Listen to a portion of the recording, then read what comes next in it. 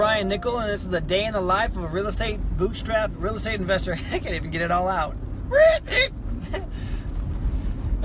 Cut, check one. All right. So this is Ryan Nickel, and today is episode number 44 coming at you.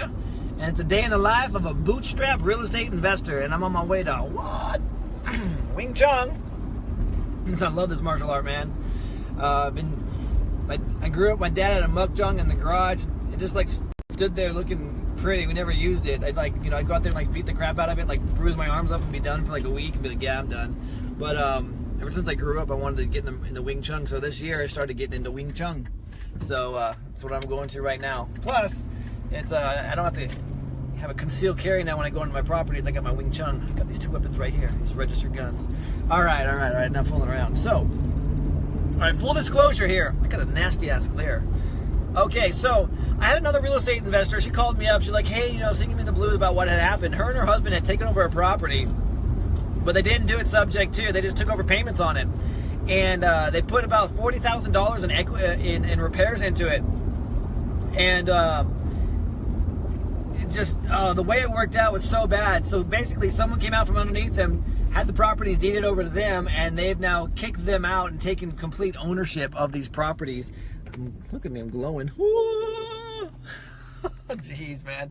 So I told her, I said, never do any kind of work on a property until you own it, until you actually have it. Now here I am giving this advice, and I don't even heed my own damn advice. So on Tuesday, I go in and get a property, and I get it under contract.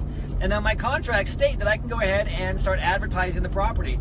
And here's where full disclosure comes into play. So I took over this property, and I said, and she's like, now how are you going to make money on this deal? Because there's no equity, obviously, because you can't pay me anything. You have to take them over because you're saying there's no equity. And truly there was no equity in the traditional form of the way. Unlike the Federal Reserve, I just make up money out of thin air and get paid interest on it. Literally, that's what I do. So anyway, I took this property over. Maybe I'll walk you through in the future one of these deals, case study. So I told her, I said, look, I'm going to put a renter in there, and I'm going to rent it for more than what my monthly obligation is, and I plan on making money that way. And I'm going to sell it at a future date for a higher price. But in the meantime, this property needs to be cleaned up and whatnot and all that stuff, and that's what I plan on doing. So I was completely transparent about what my intent is with her property.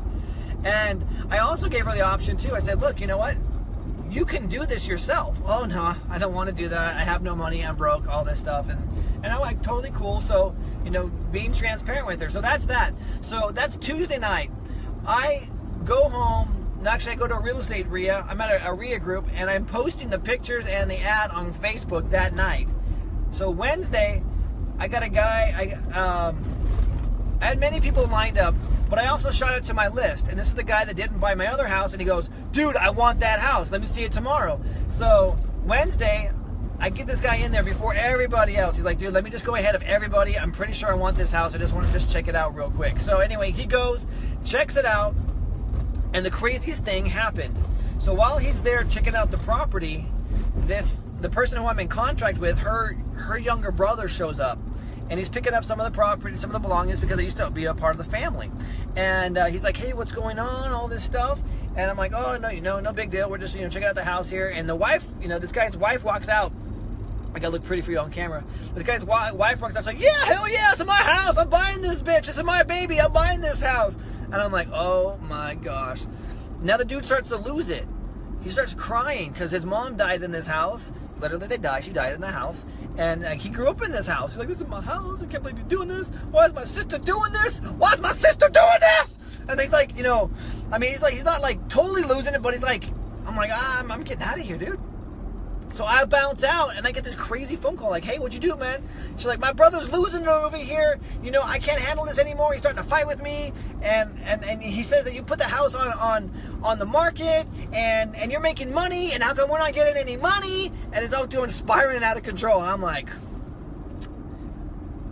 all cool, calm, and collected. I'm like, oh, well, it's true. I put it on Facebook Marketplace, and I advertise it for $20,000 more than I'm buying it from you. However, they don't have $20,000 today that they're buying that.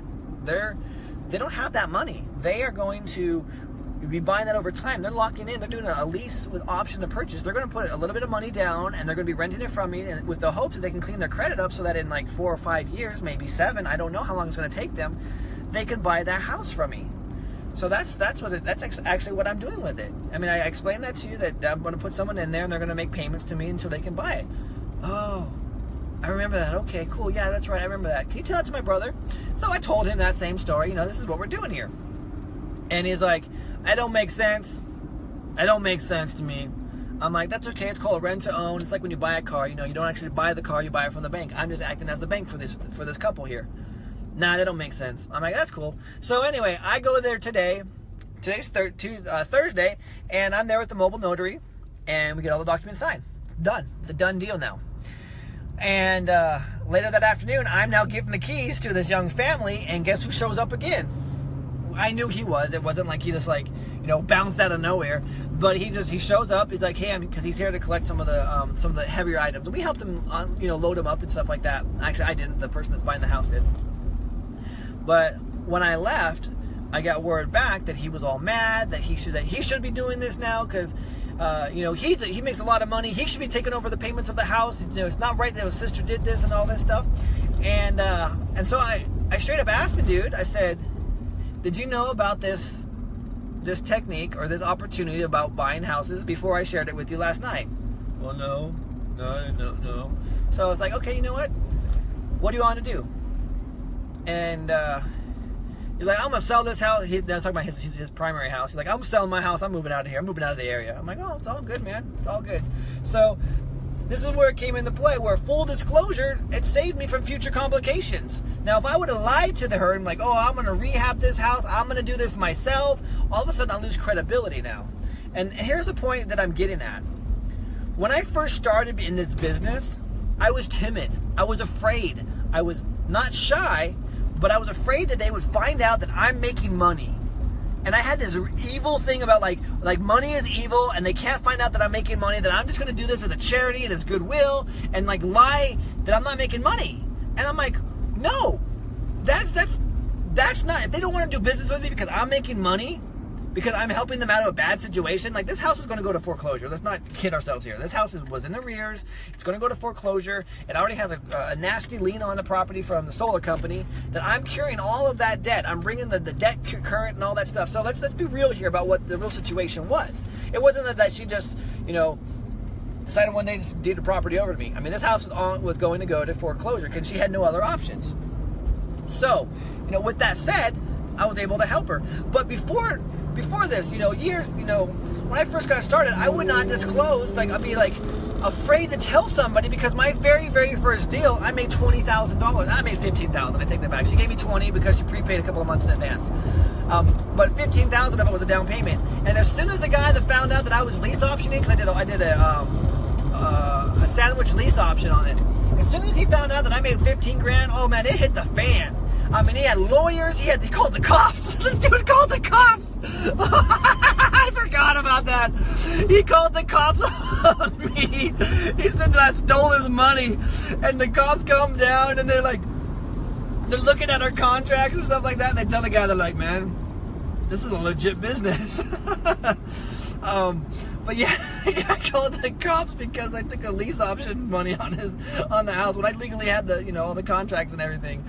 So, I totally forgot that. Oh my gosh. Yeah, that was crazy. But I was so scared out of my mind. I was so scared because I had this house under contract. I'm collecting money every single month, and I got the cops calling me, and I'm threatened I'm going to get sued. So I ended up giving a portion of the money back to the buyer because she just freaked out and didn't want to do any business with us anymore. I mean, it was just oh gosh, it was horrible. My mentor, my original mentor, who helped me get into the business, who actually negotiated the deal, he bounced. He went underground, didn't want to talk to me anymore. It was I was all alone. I'm like, what am I going to do? So with that in my mindset, I'm like, I can't disclose I'm making money. I'm gonna go to jail. They're gonna call the cops on me again. I'm gonna be party to a lawsuit. So I had all this negative, self-doubt and negative ideas about disclosing that I'm making money. And I'm like, this is wrong. This is totally wrong.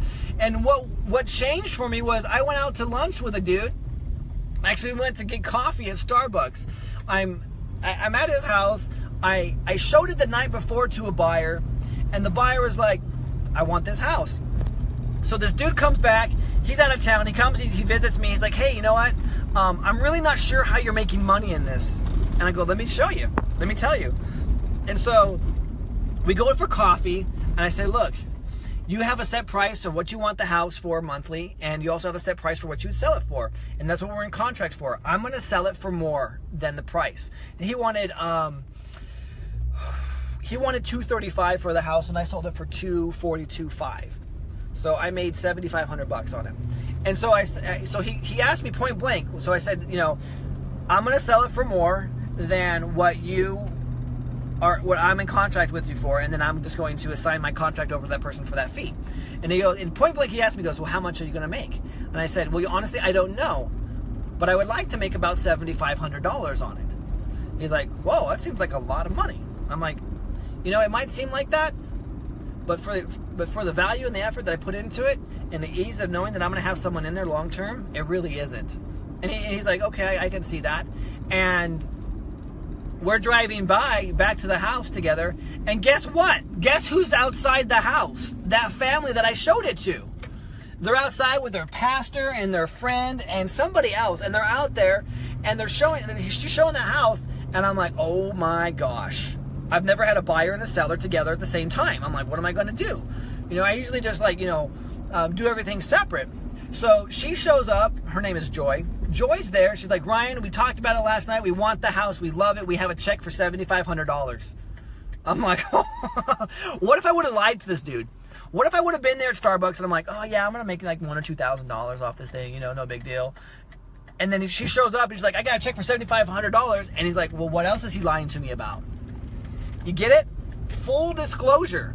I had a moment where I could have said, I'm going to make a couple grand, but I told him exactly how much I was going to make, and she's right there, and she goes, Ryan, I have a check for $7,500. Let's do this today, right now. So, and it actually wasn't, she had cash for some and then check for the other. So we go inside, and we seal the deal. We get the paperwork. We do everything right there on the spot with the seller because he's from out of the area. And she hands him the money, and he immediately turns around and he goes, no, this is Ryan's, and hands it right to me. Man, that was a deal changer for me. That changed everything in my mind as far as being able to make a deal, or do a deal, make money, and do it the right way so that you're actually, you know, helping people. I realized that I'm helping people and I deserve to make a fair profit in the process. He had a problem, I solved it. This woman who I took the house under, we got a house under contract and we closed on it today. We turned around, we sold it to a family today. They both had problems. We solved the problems through real estate, and we fully disclosed to each party exactly what we are doing. And by doing that, I was able to create trust and credibility, and also to move the transaction forward. Because if I would have lied at any particular point on this game, or used any kind of subterfuge or any kind of obfuscation to weasel my way out of disclosing what I'm doing, I would have screwed myself and I would have screwed them. And so full disclosure eliminates any kind of future complications. I got to just tell you that. Full disclosure. So no matter what deal you're doing, fully disclose what you're doing. Don't show them how. What's up, Walter? Don't show them how and tell them and teach them and stuff like that. That's a disservice. I almost did that last night by telling the guy exactly, you know, what I was doing to kind of calm him down. But, you know, and he's like, oh, I want to do that now myself, but it was too late, you know. You don't want to share your secrets. You don't want to be able to do that, but you do want to disclose what you're doing. Disclose you're making money. Disclose that you're going to sell it. Disclose whatever you're doing, but be full disclosure. That's all I got for you guys. And I can tell you by doing these disclosures, you're gonna be able to eliminate a lot of problems in the future, like those 2 stories that I told you. Hey, Walter, man, take it easy, bud. And this is Ryan Nickel in the daily life of bootstrap real estate investor. I'm telling you, disclose and make some cash.